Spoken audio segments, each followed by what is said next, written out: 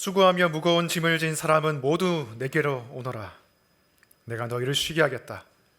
나는 마음이 온유하고 겸손하니 내 멍에를 메고 나한테 배워라. 그리하면 너희는 마음의 쉼을 얻을 것이다. 내 멍에는 편하고 내 짐은 가볍다. 아멘. 앉아주시기 바랍니다. 말씀을 위해서 기도하겠습니다.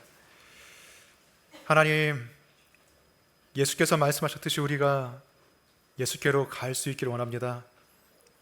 이제 우리의 몸은 여전히 이 자리에 있지만 우리의 마음은 계속해서 다른 것을 바라보고 있지는 않습니까? 하나님은 말씀을 향하여 우리의 마음을 고정시켜 주시고 성령 하나님께서 이 말씀을 또 잘 전하고 잘 들을 수 있도록 이 시간을 주관하여 주시옵소서. 예수님 이름으로 기도합니다. 아멘. 네, 다들 추석 명절 연휴 잘 보내셨습니까? 네. 어떤 분들은 귀성길이 너무 막혀가지고 막 새벽에 출발했는데 오후에 도착한 그런 고생을 많이 한 분들도 계시고 또 여러 가지 명절 준비로 힘드셨던 분들도 있을 것 같고요. 또 어떤 분들은 특별한 일 없이 모처럼 푹 잘 쉰 분들도 있을 거라고 생각합니다. 특히 이번 추석 연휴는 6일이나 되죠. 이제 중반이 지나갔는데 오늘 4일째입니다. 그래도 이틀 남아있는 게 얼마나 좋습니까? 그죠? 월요일, 화요일 쉴 수 있으니까. 오늘 연휴를 맞이해서 어떻게 우리가 그리스도인으로서 잘 쉴 수 있는지를 나눠보려고 합니다. 어떤 분들은 쉴 때에 모든 무장을 막 해제해버리고 그리고 모든 걸 내려놓고 자신의 그리스도인이라는 신분조차 다 내려놓고 다 잊어버리고 그냥 막 쉬는 분들도 있죠. 하지만 사실 우리가 휴일이라고 해서 그런 걸 잊고 살아서는 안 되죠. 우리가 항상 깨어 있어야 됩니다. 그때에도 마귀가 우는 사자처럼 두루 다니면서 삼킬자를 찾고 있거든요. 하나님을 떠나는 쉼은 영혼의 참된 평안을 주지 못합니다. 오늘은 연휴를 맞아서 그리스도인이 어떻게 진정한 쉼을 누릴 수 있는가 크게 세 가지로 알아보도록 하겠습니다. 첫 번째, 우선순위를 지켜라. 두 번째, 일할 때는 제대로 일해라. 세 번째, 쉼 이면에 쉼을 누려라. 첫 번째, 우선순위를 지켜라. 오늘 본문 말씀은 역설적인 진리를 포함하고 있습니다. 예수님께서 내가 너희를 쉬게 하겠다라고 말씀하시면서 또 무엇을 말씀하십니까? 내 멍에를 메고 배워라고 말씀하시죠. 근데 멍에는 쉼의 상징이 아니죠. 사실 멍에라는 것은 노동과 고됨과 그리고 억압의 상징입니다. 성경에서도 곳곳에서 멍에라는 단어가 쓰일 때 쉼의 상징이 아니라 노동, 압제, 고된 어떤 삶 이런 것의 상징으로 멍에가 많이 쓰였어요. 그래서 예수님께서 처음에 이 말씀하셨을 때도 사람들이 많이 좀 이상하게 생각할 수도 있습니다. 멍에라는 게 무엇입니까? 이 소 두 마리가 같이 쟁기질을 하도록 소 두 마리의 머리를 엮어주는, 함께 묶어주는 역할을 하는 것이 멍에죠. 그렇기 때문에 멍에를 맨다는 것은 자신 마음대로 할 수 없는 상태를 말합니다. 멍에에 묶이게 되면 자기가 원하는 방향으로 갈 수가 없어요. 같이 가야 되는 것이죠. 사람들이 가지고 있는 휴식과 이 쉼의 개념이 무엇입니까? 아마도 내가 하고 싶은 대로 그냥 마음껏 뭐든지 할 수 있는 그런 상태, 내 시간을 내 마음대로 쓸 수 있는 그런 상태를, 그런 자유를 쉼이라고 생각할 거예요. 왜냐하면 직장에서는 내가 하고 싶은 대로 하지 못하고 남의 시키는 일을 해야 되고 내가 그냥 표정 관리를 해야 되고 사회생활을 해야 되고 부장님 개그에 막 웃어줘야 되고 그런 어떤 무거운 짐에 눌려가지고 내가 살아가는데 쉴 때는 그냥 내 모습 그대로 내가 하고 싶은 대로 내 마음대로 내 시간을 쓰면서 살 수 있지 않습니까? 온전히 나 자신만을 위한 시간, 자유, 그것이 쉼이라고 생각하죠. 근데 막상 아무거나 할 수 있는, 모든 걸 할 수 있는 그런 자유가 주어졌을 때 정말로 잘 쉴 수 있는, 제대로 쉴 수 있는 사람은 그렇게 많지 않은 것 같아요. 특히 현대인들이 그래요. 막상 쉬는 날이 딱 주어지면 뭘 해야 되겠다는 생각이 딱 들지 않고 그냥 이제 넷플릭스 딱 들어가가지고 보는데 이제 너무 작품이 많아. 그래서 뭘 봐야 될지 몰라. 그래서 뭘 이렇게 정해서 보죠. 오늘 무빙을 봐야겠다. 딱 정해가지고 달립니다. 마음껏 달리는데 이제 다 보고 나면 어때요? 허무해요. 그리고 엄청 피곤해요. 잠을 제대로 못 자서. 그래서 그 다음날 또 직장에 가서 꾸벅꾸벅 졸고 이런 상태로 피곤이 계속 유지되고 어떤 사람은 그냥 잠만 계속 자요. 나 깨우지 마라. 나 오늘 그냥 잠만 잘 거다. 소파에 안에 침대에 누워가지고 계속 잠만 자는데, 그런데 피로가 풀리지 않죠. 너무 잠을 많이 자버리면 오히려 뇌가 맑아지는 게 아니라 찌뿌둥해지고 흐려지고 마치 뭐 약간 영혼도 탁해진 것 같고, 그런 어떤 피곤한 상태가 계속 유지되지 이 진짜 쉼이 되지가 않아요. 그래서 사람들은 쉼의 방향성을 알아야 됩니다. 그냥 내 마음대로 하고 내 하고 싶은 대로 하는 것이 쉼이 아니고, 하나님이 알려주시는 방향으로 가는 게 진짜 제대로 쉴 수 있는 거예요. 그래서 예수님의 멍에를 맨다는 게 무엇입니까? 멍에라는 것이 농부가 원하는 방향으로 이제 소를 끌고 갈 수 있는 것이죠. 마찬가지로 예수님의 멍에를 맨다는 것은 우리가 예수님이 가라고 하시는 방향으로 가는 것을 말하는 것입니다. 그렇다면 우리가 가야 하는 방향이 어디입니까? 오늘 말씀에 답이 있죠. 수고하며 무거운 짐을 진 사람은 모두 다 어디로 가라고 말하고 있습니까? 내게로 오라. 예수님께로 가는 것이 사실 우리의 쉼의 방향이에요. 신학자들은 여기서 예수님이 잠언에 나오는 지혜의 이미지를 사용하고 계신다라고 말합니다. 예수님께서 자신의 이 지혜라고 말씀하시죠. 오늘 본문과 연결된 11장 19절을 보시면, 마태복음 11장 19절 보시면, 그러나 지혜는 그 한 일로 옳다는 것이 입증되었다. 그리고 잠언 8장 말씀을 보시면 지혜가 사람들을 자신에게 부르는 장면을 우리가 볼 수가 있습니다. 지혜가 길가에 서서 사람들을 초대하고 있어요. 잠언 8장 보시면 지혜가 부르고 있지 않느냐, 명철이 소리를 높이고 있지 않느냐. 그리고 5절을 보면 지혜가 자신에게 와서 배우라고 말하고 있습니다. 어수룩한 사람들아 너희는 명철을 배워라. 미련한 사람들아 너희는 지혜를 배워라. 지혜이신 예수님께서 말씀하시는 거예요. 마치 잠언에 나오는 지혜처럼 나에게로 와라. 그리고 나에게 와서 배우라. 지혜의 근원인 나에게 와서 지혜를 배우라. 어떻게 잘 쉴 수 있는지 배워라 라고 말하는 거죠. 이번 청년부 수련의 주제가 지혜였습니다. 지혜. 제가 어떤 특별한 솔로몬 같은 그런 지혜가 있어가지고 사람들을 이렇게 지혜를 나눠주는 그런 건 아니고, 지혜 피라미드라는 책이 있는데 그 책을 제가 잘 요약해가지고 이제 엑기스만 알려주는 그런 강의의 시간을 했는데, 지혜는 단순히 지식을 많이 쌓는 게 아니죠. 지혜는 우선순위에 가는 것입니다. 지혜는 삶의 방향에 가는 것이에요. 그래서 책에서 우리의 인생의 우선순위를 6가지를 말하고 있습니다. 가장 중요한 순서대로 말씀드리면, 첫 번째가 이제 성경이고, 두 번째는 교회 공동체고, 세 번째는 자연, 네 번째는 책, 다섯 번째는 예술, 여섯 번째가 인터넷과 SNS예요. 그래서 우리가 이 우선순위를 잘 생각하면서 시간을 보내라는 거예요. 첫째로 성경 안에 지혜가 있다는 것은 모든 사람이 다 여기 계신 분들이라면 동의를 할 거라고 생각합니다. 성경은 하나님의 지혜가 담겨 있어요. 그리고 오랜 세월을 버텨온 지혜예요. 그러니까 입증된 지혜를 성경은 담고 있어요.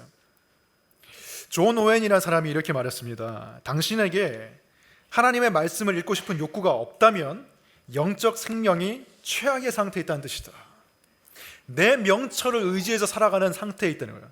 굉장히 교만한 상태에 있다는 뜻이고, 그리고 이 성경은 우리의 영혼의 양식이에요. 그래서 양식을 안 먹는다는 것은 스스로 죽겠다는 선언을 하는 거예요.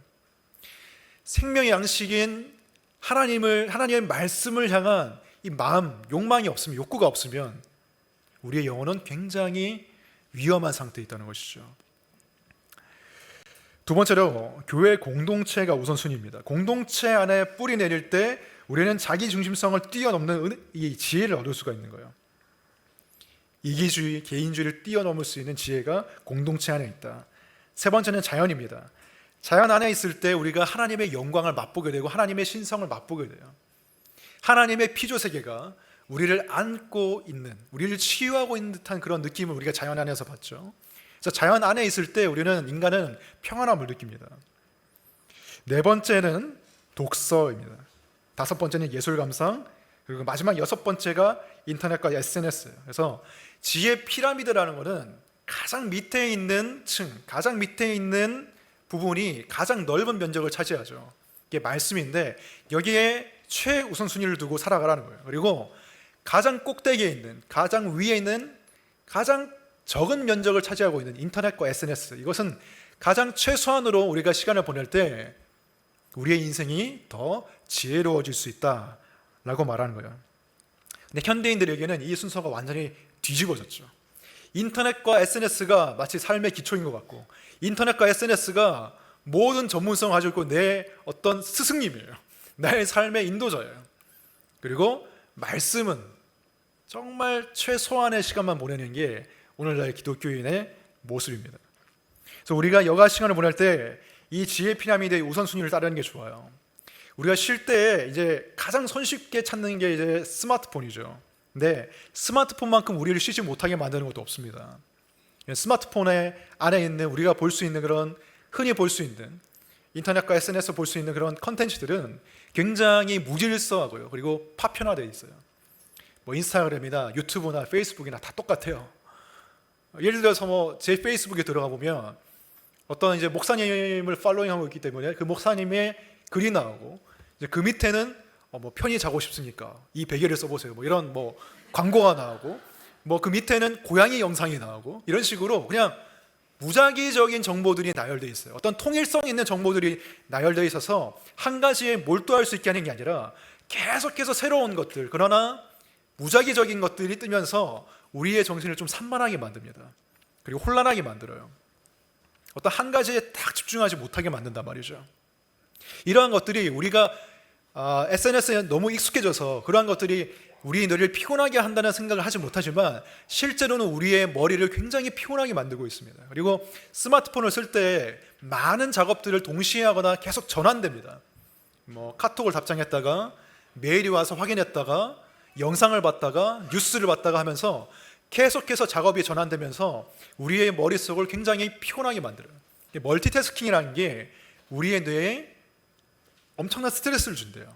어떤 사람은 뭐 멀티태스킹 많이 하면 치매에 걸린다 뭐 이런 말을 하기도 하는데 사실인지는 모르겠고요. 아무튼 악영향이 있다는 거예요. 스마트폰과 SNS 이런 것들은 우리를 쉬지 못하게 만듭니다. 우리는 쉬기 위해서 그걸 찾지만 막상 그것을 하게 되면 쉬지 못하게 돼요.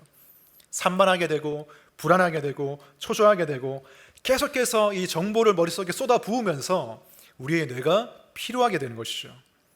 그래서 우리는 자동적으로 쉴 때 이제 손이 막 스마트폰으로 가려고 하는데 그걸 이렇게 멈춰야 돼요. 손을 붙잡아야 돼요. 휴일에도 우리가 가장 먼저 찾아야 할 것은 스마트폰이 아니고 하나님 말씀이고 또 기도의 자리인 거예요. 뭐 추석에 고향을 가든지 휴양지에 여행을 가든지 어느 곳을 가든지 가장 최우선순위로 우리가 찾아야 하는 것이 말씀이에요. 예수님께서 내게로 오라라고 하셨는데 예수님이 곧 말씀이죠. 말씀이신 예수님께로 우리가 나아가야 된다는 거예요. 말씀의 우선순위를 지킬 때 우리가 더 제대로 쉴 수 있습니다. 쉰다는 것은 내가 하고 싶은 대로 한다는 게 아니라 정말 잘 쉰다는 것은 해야 할 우선순위를 지키는 거예요. 휴일에 뭐 성경책이나 뭐 큐티책을 펴가지고 묵상하려고 하면 몸이 막 반항을 하죠. 몸이 진짜 막 저항하는 것 같아요. 난 하고 싶지 않아. 성경책을 펴고 싶지 않아. 난 지금 그냥 더 자고 싶어. 딴 거 하고 싶어.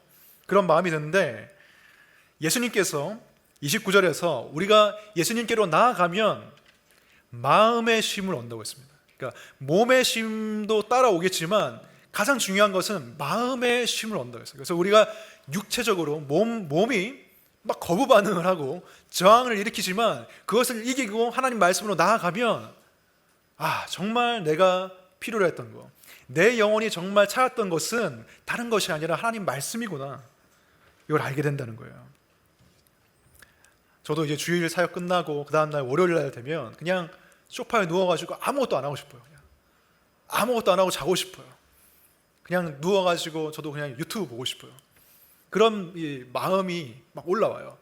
하지만 그 모든 저항을 이겨내고 말씀을 보면 훨씬 더 좋은 하루를 보낼 수 있는 거예요. 만약 그 육신의 저항에 굴복해서 그냥 사실 내가 볼 필요도 없었고 알 필요도 없었던 그 많은 쓰잘데기 없는 컨텐츠를 내 머릿속에 막 집어넣으면 그 하루가 충만해지는 게 아니라 아무리 마린 정보를 집어넣어도 내 마음에 충만해지지 않고 오히려 허무해지고 오히려 더 피곤해요. 그리고 후회스러운 하루를 보내게 돼요.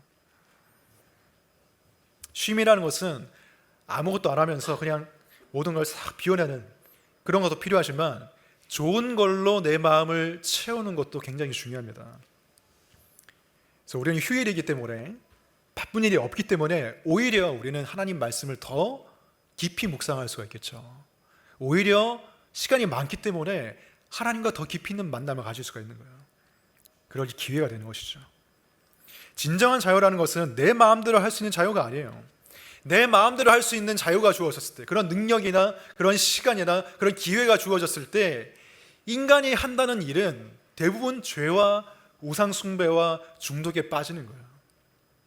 인간이 그래요. 타락한 현실입니다. 요즘에 매일 성경에서 솔로몬 왕에 대한 이야기가 계속 나오고 있는데, 솔로몬이 모든 권력과 가장 이 풍요로운 이 부요함과 그리고 자유를 얻었을 때 솔로몬이 했던 일이 무엇입니까? 그냥 계속 건축하고 자기 궁궐을 짓고 아내의 궁궐을 지어주고 이방 여인의 궁궐을 지어주고 그리고 후궁이 700명, 첩이 300명.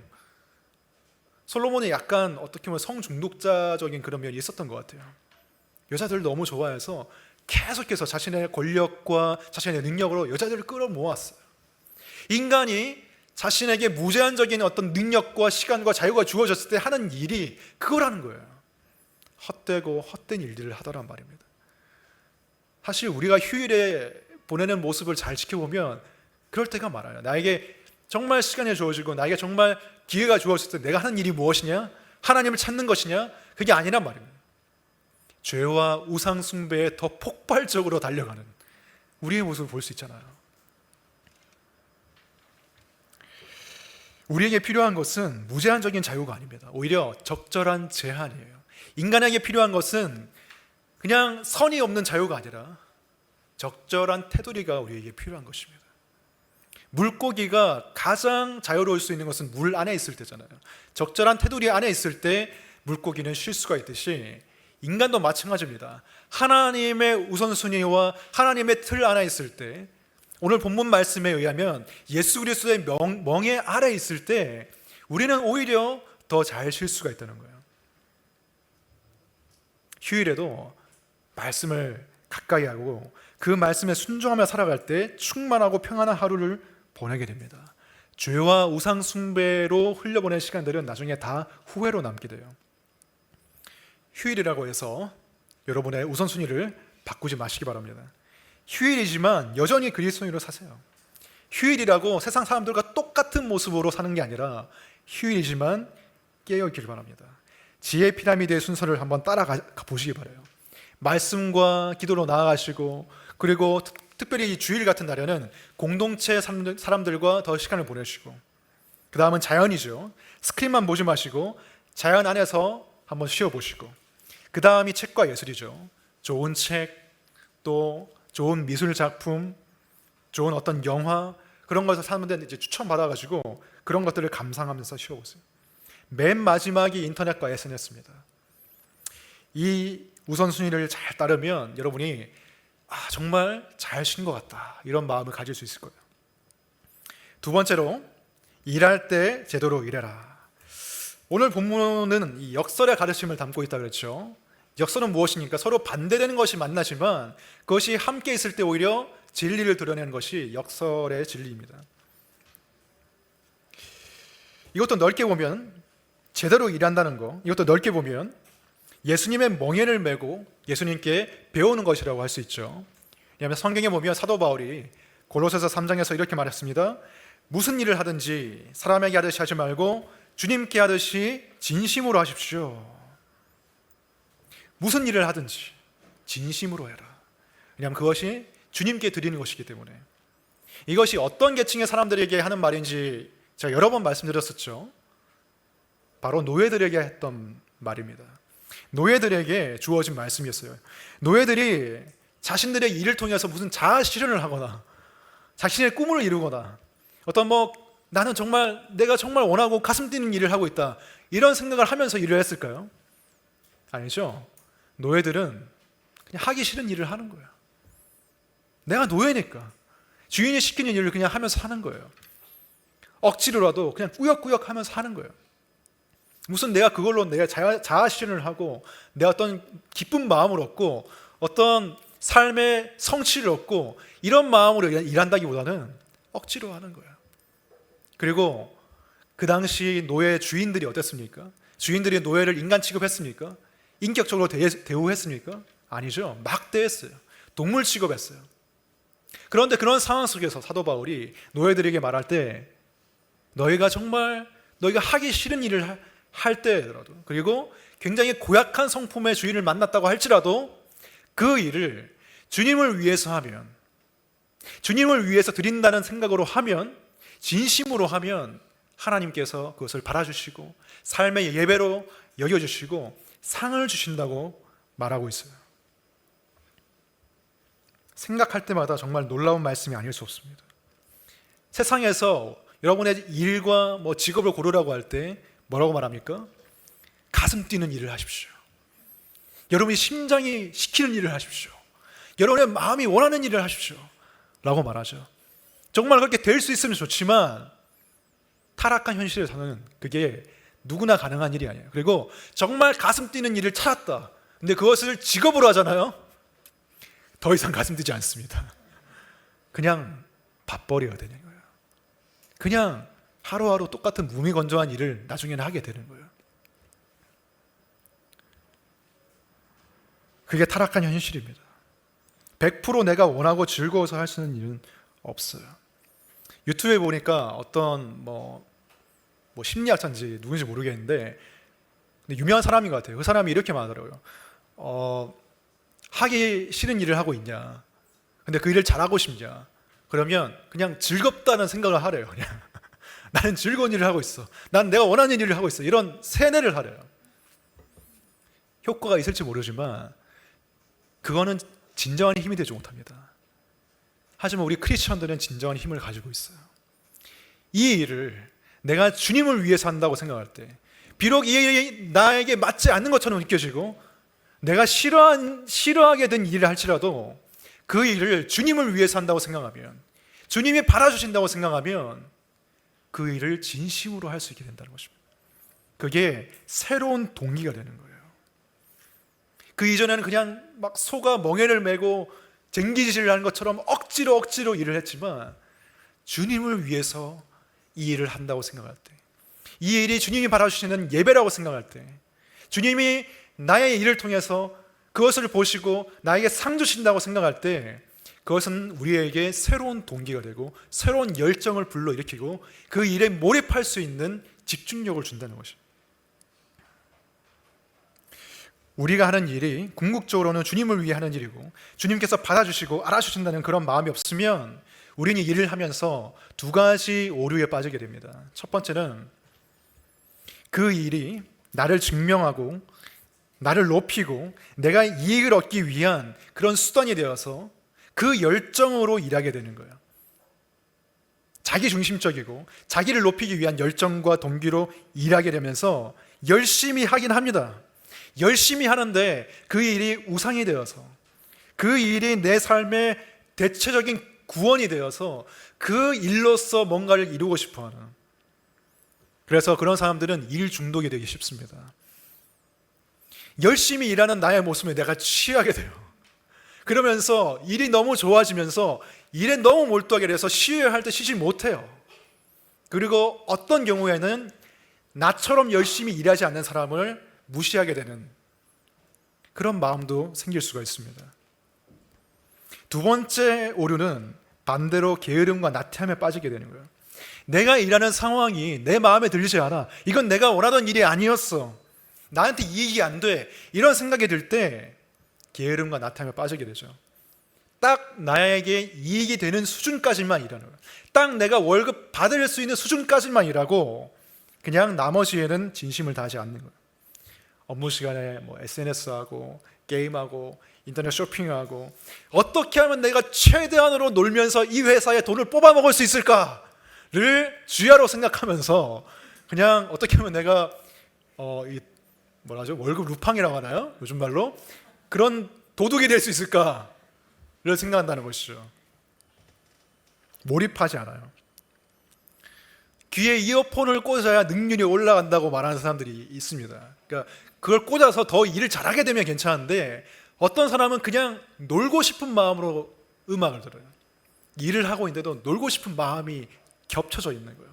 일을 하지만 나는 일에 진심으로 몰두하고 싶지는 않아. 나는 그냥 노는 마음이 겹쳐져서 쉬는 듯이 일하고 싶어 라는 생각으로 음악을 듣거나 뭐 딴 거를 하면서 일을 하는 것이죠. 근데 그렇게 하면 일에 성과가 생기지 않아요. 아주 딱 기본적인 성과만 나겠지만 그 이상은 나잖아요. 업무의 추진력이나 어떤 집중력이나 창의성이나 그런 것이 전혀 생기지 않아요. 쉼과 일의 양다리를 거치고 그냥 그렇게 노는 것 같은 마음으로 하면 선한 것이 생기지 않는다고요. 이렇게 일을 하는 것도 아니고 쉬는 것도 아닌 어중간하게 일하면 오히려 정말 달콤한 휴식을 누릴 수가 없어요. 정말 제대로 쉴 수는 없어요. 10계명 4계명에서 안식일을 기억하여 그날을 거룩하게 지키라는 말씀이 있는데, 그 뒤에 곧바로 뭐라고 말합니까? 너희는 엿새 동안에는 모든 일을 힘써야라고 말합니다. 모든 일을 힘써야라. 지금 뭐 주 5일로 바뀌었지만 일을 할 때는 최선을 다해서 일하고 쉴 때는 푹 쉬라는 거예요. 최선을 다하지 않으면 쉴 때도 불안합니다. 내가 뭐 빠뜨린 것이 있나? 내가 뭐 하지 않은 게 있나? 챙기지 못한 게 있나? 이런 마음으로 쉴 수가 없어요. 그리고 내가 일을 제대로 하지 않았을 때 발생하는 가장 안 좋은 일은 뭐냐면, 내가 피운 게으름과 나의 나태함 때문에 누군가가 나 대신 더 일해야 된다는 상황. 그게 최악인 거예요. 그리스도인으로서는 일이 섬김이 아니라 오히려 피해가 된 거예요. 그리스도인의 일은 단지 나의 자아 실현만을 위한 것이 아니죠. 그리스도인의 일은 남을 섬기기 위한 거예요. 본질적으로. 많은 사람들이 일을 하는 동안에는 자신이 진짜 나다운 모습으로 존재하지 못한다고 생각합니다. 나는 이런 일을 할 사람이 아닌데 라고 생각하고, 나는 뭐 좀 다른 걸 해야 되는데, 나는 좀 더 폼나는 일을 해야 되는데, 나는 좀 더 내가 원하는 일을 해야 되는데, 왜 직장에서는 나는 내 모습 그대로 살 수 없고 나는 이런 억압되고 짓눌린 그런 나의 모습으로 살아갈 수밖에 없나? 라는 생각. 내가 나의 모습으로 살지 못한다는 생각이 커지면 일을 하면서도 자기 연민에 빠져요. 그리고 자신에 대해서 생각하는 시간이 많아집니다. 자의식이 과잉돼요. 그래서 더 괴로워져요. 그러면서 내가 정말 나다울 수 있는 그때를 막 꿈꿉니다. 그때가 언제죠? 휴가 때죠. 뭐 여행 가거나 집에서 놀거나, 그때는 내가 정말 나다울 수 있어. 휴가 때만 나의 모습으로 살아가고 일할 때는 내가 아닌 거예요. 그래서 자아 분열이 되는 거예요. 그래서 요즘에 이제 정신적으로 문제가 많이 생기는 이유도 저는 그거에 있다고 생각해요. 일할 때는 내가 아니야. 쉴 때만 나야. 분열이 생기는 거예요. 그러나 일을 하면서 모든 일을 죽게 하듯이 하면, 그것이 원래 내가 원하는 일이 아니었다 할지라도 이것이 내가 지금은 현재 주님께서 부르신 자리이고 주님께서 맡기신 일이고 내가 이 일을 주님을 위해서 하면 주님이 바라주신다는 생각으로 몰입해서 진심을 다해서 하면, 그때 우리가 일할 때에도 나 자신으로 살 수가 있는 거예요. 일할 때에도 내 모습으로 살 수 있는 거예요. 오히려 일할 때 새로운 나의 모습을 찾게 돼요. 그리고 정말 일에 몰입하게 되면 자의식이 과잉되는 게 아니라 나를 잊어버리게 됩니다. 나를 잊어버리고 일에 즐겁게 몰두하면서 새로운 선한 결과물들이 일어나게 되는 거예요. 그래서 몸은 고되지만 마음은 오히려 편한, 일을 열심히 하면서도 마음은 오히려 편한 그런 상태가 되는 거예요. 다시 한번 본문 말씀을 기억해 보면, 내 멍에를 메고 나한테 배워라. 그리하면 너희는 마음의 쉼을 얻을 것이다 라고 말합니다. 몸은 고되지만 마음은 평안한, 늘 불평과 자기 연민 때문에 마음이 어지러운 것이 아니라 진심으로 이 일을 주님께 바쳐드리면서 이 일 가운데 기쁨과 보람을 느끼는 그러한 삶을 여러분들이 살아갈 수 있기 바랍니다. 자, 세 번째, 쉼 이면의 쉼을 누리라. 우리는 쉬면서도 쉬고 싶다는 생각을 합니다. 분명 쉬고 있는데 계속 쉬고 싶어. 난 더 쉬고 싶어. 만족이 안 돼. 여러분, 그게 정상입니다. 왜냐하면 이 땅에서는 우리가 원하는 만큼 쉴 수 없어요. 타락한 세상을 우리는 살고 있습니다. 내 마음이 정말 원하는 만큼 쉴 수 있는 사람은 아무도 없어요. 모든 게 주어져도 그렇게 될 수 없습니다. 그걸 인정하고 일단 들어가야 돼요. 그리고 우리의 마음이 원하는 것은 단순히 몸이 쉬는 것만이 아니기 때문에 우리는 쉬면서도 더 쉬고 싶다는 생각을 합니다. 우리가 원하는 것은 단순한 쉼이 아니라 더 깊은 차원의 인생의 만족과 기쁨이에요. 어떤 유명한 일러스트 작가의 인터뷰를 봤는데 이런 말을 했습니다. 작가님은 쉴 때 뭐 하십니까? 라고 물어봤는데, 저는 특별히 뭘 하면서 쉰다기보다는 마음이 기쁜 상태가 쉬는 상태인 것 같아요. 그럼 작가님은 언제 기쁘세요? 라고 물었더니 일이 잘 됐을 때 기뻐요 라고 말했습니다. 결국 인간이라는 존재는 쉬고 싶은데 일을 통해서 쉼을 찾는 존재라는 거예요. 일이 잘 됐을 때 오는 보람과 만족, 그 기쁨이 쉼으로 연결되는 거예요. 마음의 쉼으로. 이처럼 우리에게 진짜 쉼을 주는 것은 단순한 육체적인 쉼이 아니라 인생의 깊은 만족과 기쁨입니다. 사람들은 바로 그것을 위해서 일해요. 진정한 쉼을 위해서, 쉼 이면의 쉼을 위해서. 창세기에서 하나님께서 이 세상을 창조할 때 하나님은 일하시는 분으로 그려집니다. 일하시는 창조자로서 하나님은 나타나세요. 이 세상에 많은 걸 창조하시면서 하나님께서 창조하신 결과물을 보고 말씀하시죠. 보시기에 좋았더라. 보시기에 좋았더라. 하나님이 창조하시고 자신의 결과물을 보고 경탄하시면서 마음의 즐거움과 기쁨을 누리시죠. 그리고 마지막으로 인간을 창조하시고 그 조화롭고 질서 있고 아름다운 창조 피조 세계를 보면서 하나님께서 심히 좋았다라고 말씀하십니다. 하나님 마음 안에 그 행복과 그 일로 인한 기쁨과 그 보람이 마음속에 있어서 하나님은 일곱째 날에 어떻게 하셨나요? 쉬셨어요. 그 깊은 만족과 행복과 보람, 그 마음의 상태로 하나님은 일곱째 날에 쉬셨습니다. 그리고 사람들도 하나님의 형상대로 지금 말했기 때문에 우리도 뭔가를 창조하고 싶어하고 일을 통해서 뭔가를 만들어내고 싶어해요. 그리고 그것을 통해서 깊은 만족감과 이 기쁨을 얻기를 원하는 게 인간이에요. 하나님의 형상대로 지금 말했기 때문에. 하지만 인간은 하나님처럼 단독적인 평가자, 단독적인 판단자가 될 수가 없어요. 절대적인 기준이 자신 안에 있지 않기 때문에. 하나님은 자신이 기준이기 때문에 내가 만든 것이 너무 좋아, 너무 훌륭해 라고 판단할 수 있지만, 인간은 자신이 만들어 온 일의 결과물을 보고서 자신이 그냥 판단하고 만족하지 못해요. 내가 보기에 좋은 것 같아. 근데 거기서 만족하지 못한다고요. 누군가가 칭찬을 해줘요. 누군가가 인정을 해줘야 사람은 진짜 깊은 만족감을 누려요. 그리고 내가 그냥 만족하는 게 아니라 남보다 내가 더 뛰어나야 내가 만족을 합니다. 그게 이 세상의 타락한 문화예요. 나는 남보다 더 잘나야 돼. 똑같으면 안 돼. 똑같더라도 어떤 낮은 수준의 똑같음이 아니라 좋은 수준의 똑같음이 돼야 돼. 그게 인간의 어쩔 수 없는 욕망이에요. 사람들은 그것을 위해서 일합니다. 그것이 일 이면의 일이에요. 단순히 월급만 받기 위해서 일하는 게 아니라 일을 통해서 나의 만족감과 기쁨을 누리기 위해서 일하는 거예요. 그런데 그것이 좋은 것이지만 그것이 너무 나의 우상이 되고 내가 일을 통해서 내가 구원받고자 한다면 그것은 오히려 나를 파괴하는 것이 되죠. 일을 통해서 구원받으려고 하는 사람은 쉬지를 못합니다. 쉬면서도 불안하죠. 왜냐하면 내가 뭔가를 더 이루어야 된다는 생각 때문에. 남들이 인정하려면 평범하면 인정이 안 돼. 남들에게 칭찬받고 내가 가치를 입증하려면 똑같아서는 안 되는 거예요. 성과를 내지만 같은 성과가 아니라 더 뛰어난 성과를 내야 되기 때문에 앞으로 달려가야 돼요. 그리고 달려가는 것을 멈추지 못해요. 멈추면 나는 도태되니까. 그런 문화적인 어떤 압박 속에서 우리는 늘 살고 있습니다. 당신은 성과를 내야 됩니다. 성과를 내야만 가치 있는 존재입니다. 라는 문화의 어떤 목소리, 세상의 목소리 속에서 우리는 쉬지만 늘 불안하고 초조한 삶을 살아가는 거예요. 세상의 문화가 나를 세뇌시키고 요즘 말로 하면 가스라이팅을 하는 거죠. 너는 지금 쉴 자격이 있냐? 빨리 일어나. 이런 어떤 목소리를 우리가 듣는다는 것입니다. 오늘 본문에서 예수님께서 수고하며 무거운 짐을 진 사람이라고 말씀하신 이유도 비슷합니다. 그 당시 바리새인 그리고 율법학자들이 백성들에게 무거운 짐을 지우고 있었어요.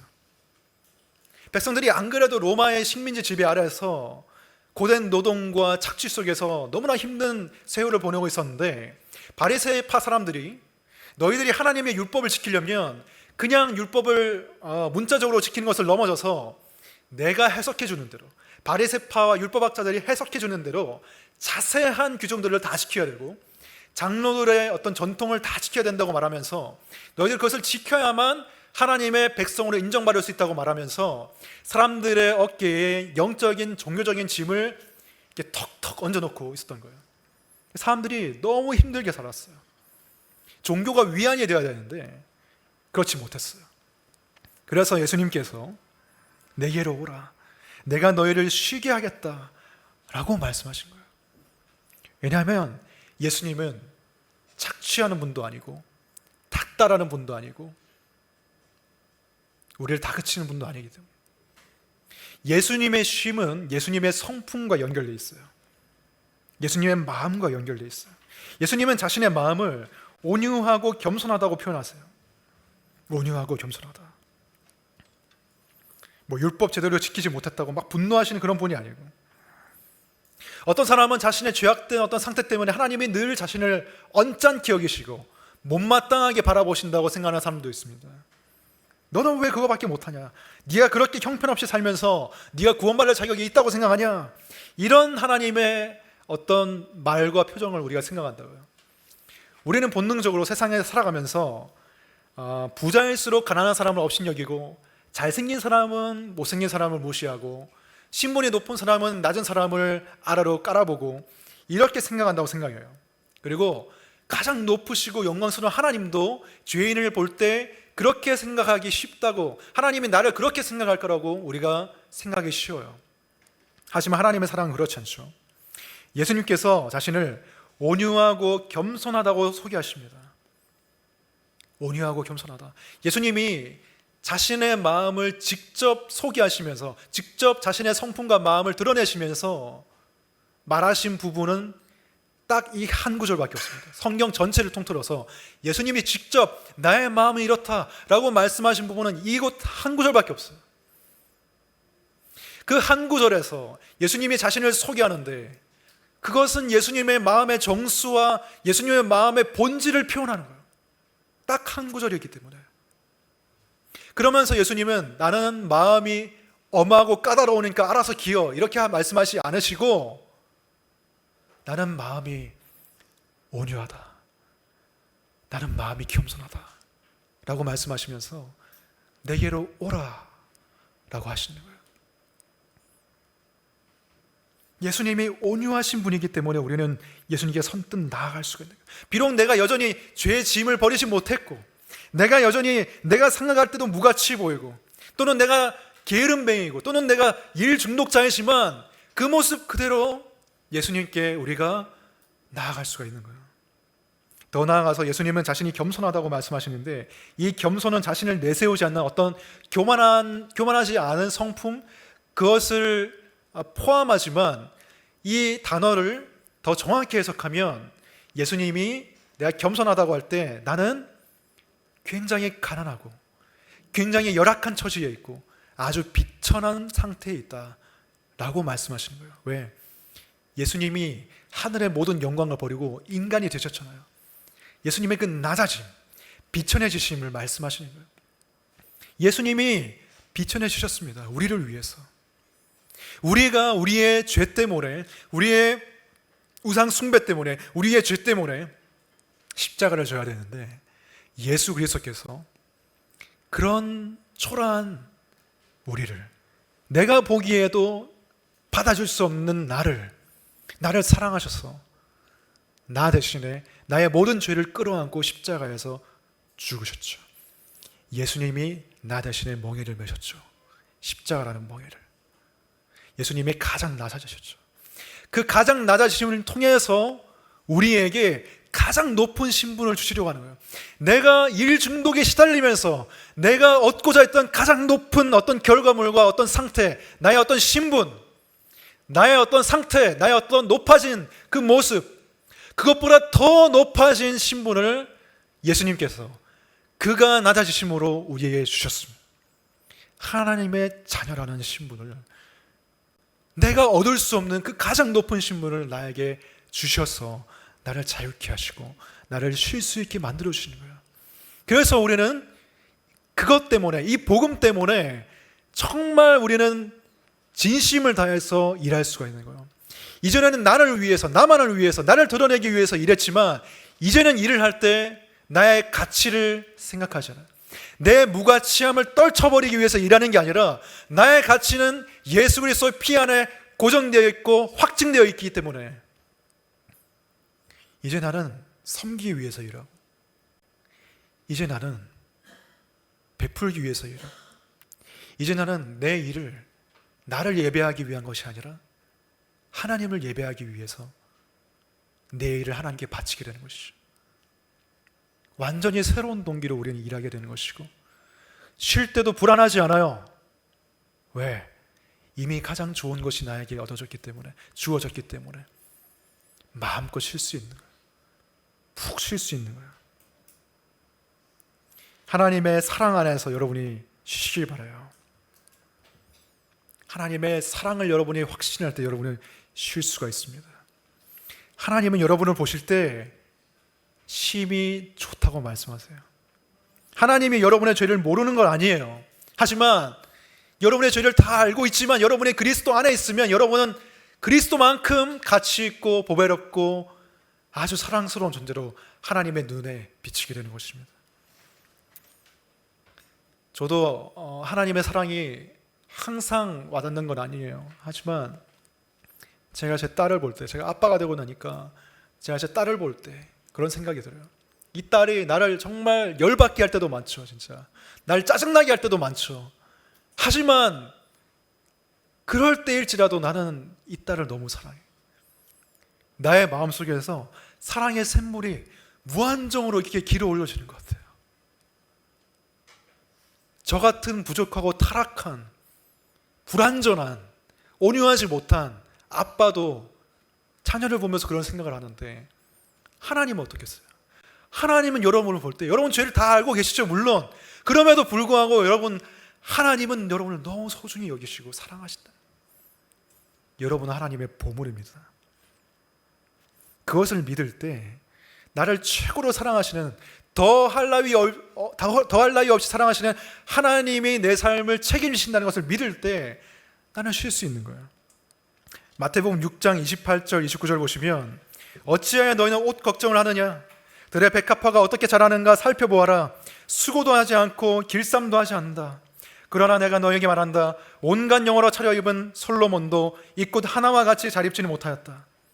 들의 백합화, 들의 꽃들, 들의 풀들, 이런 것들이 일을 합니까? 일하지 않아요. 그냥 쉴 뿐이에요. 창조자이신 하나님의 품 안에 안겨서 그분 안에서 쉴 뿐이에요. 수고도 하지 않아요. 길쌈도 하지 않아요. 일하지 않아요. 하지만 누구보다 영화로운 모습으로 그 자리에 존재하는 것이 들풀, 들꽃의 모습입니다. 백합화의 모습이에요. 우리도 이와 같아요. 여러분이 아무것도 하지 않아도, 여러분이 그냥 여러분이 있는 모습 그대로 존재하더라도 여러분은 그리스도 안에 있기 때문에 하나님 보시기에 너무 보배롭고 영화로운 존재예요. 그게 하나님 안에 있는 우리의 모습입니다. 이 믿음을 가지고 푹 쉬세요. 특별히 주일에 그렇게 좀 쉬었으면 좋겠습니다. 내가 주일 하루 나의 발전과 나의 생계를 위해서 특별히 신경 쓰지 않더라도 그 대신 나를 위해서 일하시고 나를 위해서 역사하시는 하나님을 믿고 쉬는 거예요. 그 하나님을 내가 예배하는 거예요. 내가 쉴 때 여전히 나를 위해서 일하고 계시는 그 하나님을 믿음으로, 나를 돌보시는 그분을 믿음으로 나는 쉬고 나는 그분을 예배하는 것입니다. 우리가 나의 힘과 나의 능력으로 사는 게 아니잖아요. 우리가 은혜를 찬양했잖아요. 우리 하나님의 은혜로 살잖아요. 하나님의 은혜를 믿고 살아가시기 바랍니다. 그리고 그 마음이 주일 하루만이 아니라 여러분의 모든 삶의 영역으로 확장되기를 바랍니다. 결국 그 온유하고 겸손한 예수님의 성품을 믿을 때, 그리고 그분께 나아가서 그분의 멍에를 맬 때 진정한 쉼이 있는 거예요. 그래서 예수님의 멍에를 매세요. 쉴 때에도 우선순위를 지키세요. 말씀으로 나아가세요. 일할 때에도 그 일을 예수님을 위해 하듯이 하시고 몰입해서 하세요. 여러분을 자신을 잊어버릴 정도로. 그리고 마지막으로 여러분을 위해 아들을 주실 정도로 여러분을 사랑하시는 그 하나님이 여러분을 돌보고 계심을 믿으시기 바랍니다. 그 믿음이 여러분을 휴일에도, 앞으로 남은 2일 동안의 연휴 동안에도 여전히 그리스도인으로 살도록 만들어줄 것이고, 여러분의 모든 날과 인생과 여러분의 모든 삶의 영역 가운데서 진정한 그리스도인으로 살도록 만들어줄 것입니다. 기도하겠습니다. 하나님 아버지, 감사합니다. 우리가 예수께로 갈 수 있음에 감사합니다. 하나님께로 갈 수 있음에 감사합니다. 우리가 여전히 죄짐을 지고 있고 버리지 못한 인생에 많은 것들이 있지만, 우리가 예수께로 나아갈 때 그 무거운 짐들을 내려놓게 되고 죄의 사슬이 끊어지고 우리를 괴롭히던 많은 문제들이 주님의 임재 가운데서 해결되는 줄 믿습니다. 하나님, 우리에게 필요한 것은 무제한적인 자유가 아닙니다. 우리 마음대로 살 수 있는 자유가 아닙니다. 오히려 우리에게 필요한 것은 예수님의 멍에입니다. 예수님의 멍에를 맬 수 있게 해주시고, 예수님의 멍에를 메고 지혜이신 그분께 배울 수 있게 도와주시옵소서. 그 멍에와 또 그 배움 끝에 진정한 안식과 쉼이 주어질 줄로 믿습니다. 우리 남아있는 연휴 동안에, 그리고 우리의 삶의 모든 인생의 시간 가운데서 그 멍에를 메고 살아갈 수 있는 저희를 다 되게 도와주시옵소서. 예수님 이름으로 기도합니다. 아멘.